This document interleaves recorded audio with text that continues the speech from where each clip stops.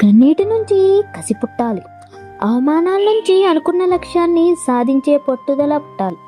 ఎవరైతే నిన్ను ఎగతాళి చేశారో వారే నీ కోసం ఎదురు చూసేలా ఉన్నత శిఖరాలకు ఎదిగే మార్గం పుట్టాలి మిత్రమా. థామస్ ఎడిసన్ బల్బు కనిపెట్టేటప్పుడు ఎన్నోసార్లు వైఫల్యం పొందారు. అయినా నిరాశ చెందక ఓర్పు సహనంతో పట్టుదలతో ఎన్నో బాధలు అవమానాలు భరించి తాను చేపట్టిన పనిలో నూతన ఆవిష్కరణ అయిన బల్బును కనిపెట్టి విజయం సాధించి చరిత్రలో నిలిచిపోయారు. దీని నుండి మనం ఏం తెలుసుకోవాలి? ఏదైనా పని ప్రారంభించిన వెంటనే మనకు అవరోధాలు హేళనలు ఎదురవుతాయి, అవునా?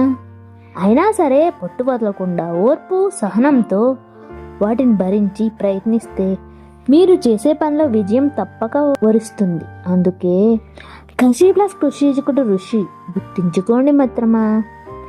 ఎంత చదువుకున్నామా లేదా అన్నది ముఖ్యం కాదు, ఆ చదువు తగ్గట్టు ఎంత సంస్కారం నేర్చుకున్నావో అనేది జీవితంలో చాలా ముఖ్యమైనది.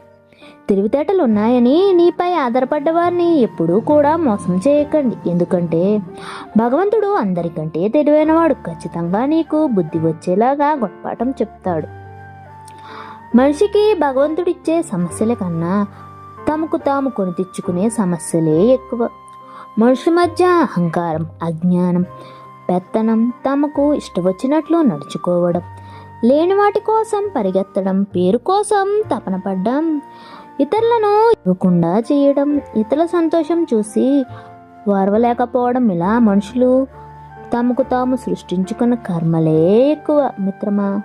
అందుకే ఎవరి మీద కూడా ఎటువంటి దృష్టిని పెట్టవద్దు. నీ పని అందు, నీ లక్ష్యమందు దృష్టి పెట్టు మిత్రమా. అప్పుడే నీవు నీ జీవితంలో ఉన్నతంగా ఎదగగలవు, కాదంటారా? ఈ వీడియో మీకు నచ్చినట్లయితే వీడియోను లైక్ చేసి కింద కామెంట్ చేయండి. ఇలాంటి మరికొన్ని వీడియోస్ కోసం మన ఛానల్ను సబ్స్క్రైబ్ చేసుకోండి. ధన్యవాదాలు.